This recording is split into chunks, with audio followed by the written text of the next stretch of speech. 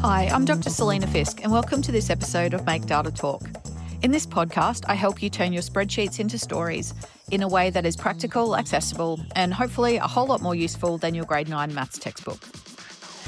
This episode today is going to talk about the way that we use data in meetings with our employees, with our colleagues, and with our teams. There's a couple of considerations I think that we all need to be reminded of to make sure that we're doing this effectively. Because we really want to be getting the best out of people and from people, and we want to be making great decisions with the data. And so there's a few things we can be mindful of to set our meetings up for success.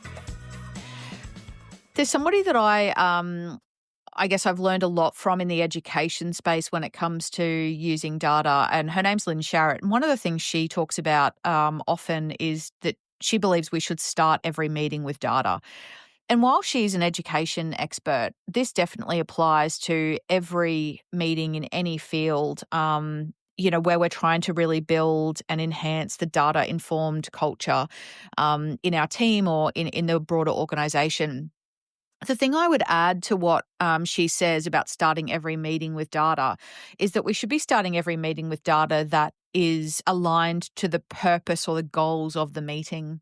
So we don't want to just be looking at data for data's sake. We want to be looking at information that is going to guide the meeting, shape the conversation, and help us think about, where we're going and what we need to do next. Now, a massive caveat to all of this is that if we're engaging with data in a meeting, this is strategic, it's deliberate, it's being able to tap into multiple brains, it's being able to brainstorm ideas for actions. If we're trying to create space for that to happen, it goes without saying the operational rubbish that many of our meetings are filled with needs to go. So one of the challenges I often hear from leaders is that they say to me, look, if I put this stuff in an email, people don't read it. Look, we've got to get better at that. We've got to get better at communicating those operational insights in emails, but also actively following up when people don't read the emails and don't act on it. Now, that's a bit of a kind of side note, but I just wanted to flag that because we can't spend the good time with the data and having those conversations if we're caught up in that other kind of operational bullshit. So if we're starting every meeting with data and it's relevant to the goals or the outcomes or aspirations of that meeting, there's a couple of other things, I guess, that are worth thinking about. One of the things that I've mentioned in a previous episode is that you might actually choose to share data with the meeting participants prior to them actually showing up. Now, this could be the stuff that you're starting the meeting with. It could be maybe the whole focus of the meeting. But there is a time and a place for actually sharing information earlier, because if you've got people in your team or who are attending that meeting who are not hugely confident in their use of data or not hugely confident in their, say, analysis, or maybe need a bit more processing time and thinking time to work out what they see and what it means to them, then I'd really encourage you to share that with them before they get there. I mean, look, you'll have people who won't need to go and look at it beforehand, but it allows the people who are more comfortable doing that the time and space to do it. So what it then means is that in the meeting, when you're having the conversation about the data, they're showing up in a much better place because they've had a bit of time and space to think about it. And hopefully they're coming with well-formed ideas and questions and opinions, as opposed to frantically trying to ascertain the trends and insights right then when they're presented with the data for the first time. So that's certainly something to think about. One of the other things that is useful is that when we're, using data in our meetings, we really want to make sure that sharing, whatever it looks like, that sharing is not a one-way transmission of information. What we know in previous models of business intelligence was that data was often shared by the person who held it, and they were kind of almost expected to have all the answers and understand what was going on. And they would almost tell the audience what the trends and insights were, and then therefore what they should do about them. And we've learned over time that that's actually not the most effective way to engage with data. We actually want it to be an interactive process. We want it to be collaborative, and it actually needs to be a conversation, because the data isn't always super clear about what we need to do next. It usually doesn't tell us what to do. It's the human experience and understanding of the context and research and other similar case studies and all of that collectively that's going to determine actions, or what the data even means in the first place, or why it's performing in a particular way. So if all of that thinking falls on the shoulders of one person, it is just that one person's opinion and perspective. And we know that, like everything, it's the saying, we see the world not as it is, but as we are.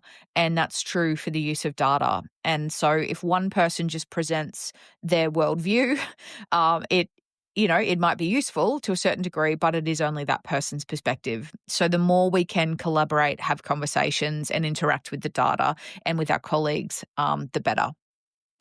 The final piece then is ensuring that we really focus on action. So my three pieces, I guess, of my work that I talk about all the time. The first one's data literacy.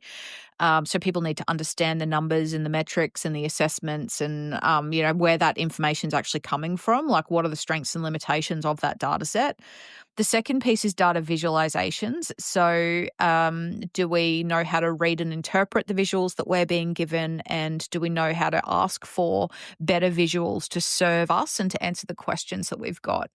And then the final piece is around data storytelling. And so we need good data literacy and visualizations to get to the point of storytelling. But data storytelling is essentially where the rubber hits the road. Now, what I've seen in a lot of meetings that I've been involved in, and I've kind of watched from the outside, is that sometimes when sharing data, we can spend too much or sometimes all of the time playing in the data literacy and the visualization space. Even the data storytelling, I have those two questions. The first one's what are the trends and the insights in the data? And then the second one is, what do we do with that information? Like, what actions are we going to take? So even when the meetings get to that first question of what are the trends and the insights in the data, the meetings don't always get to that final piece around the what are we going to do? And there was some interesting research that Tom Davenport shared out of the US a little while ago, where it was about 80% of the time from the collecting of data to action is spent just collecting and organizing it and kind of getting it ready.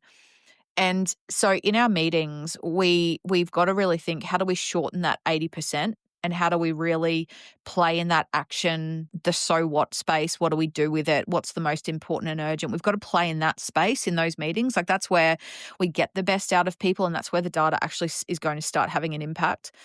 I get that the data literacy and the visualization does have to happen, and it will get shorter, but ideally we've always got to be dragging, as the person organizing the meeting or maybe chairing the meeting, we've got to be dragging people into that action in the so what space.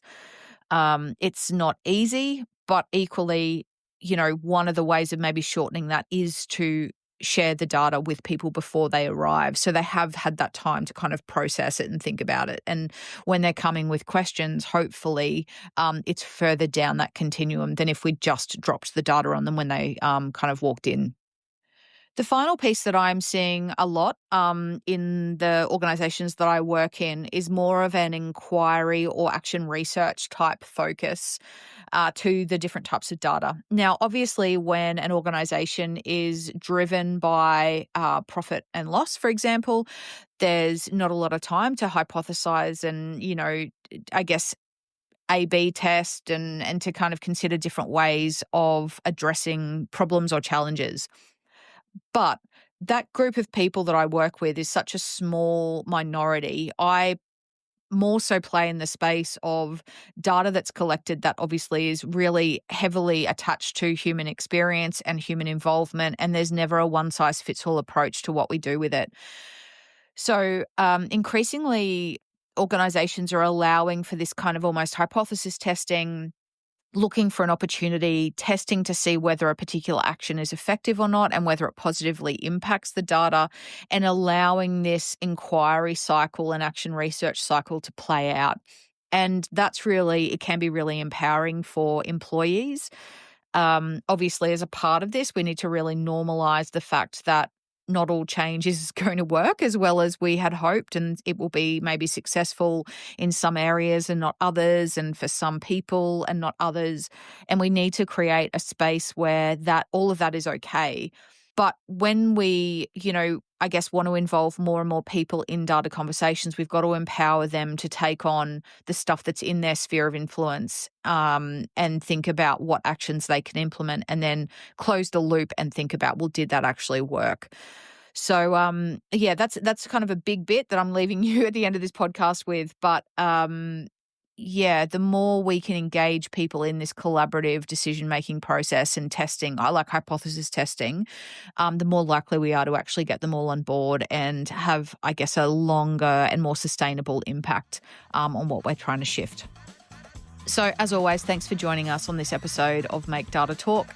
Our newsletter, this is converted to a newsletter every week, and that's on LinkedIn. It's called Make Data Talk. It's the same title. So feel free to share this episode or the newsletter next week with anybody who you think will find it useful. As always, thanks for joining us again, and take good care of yourself.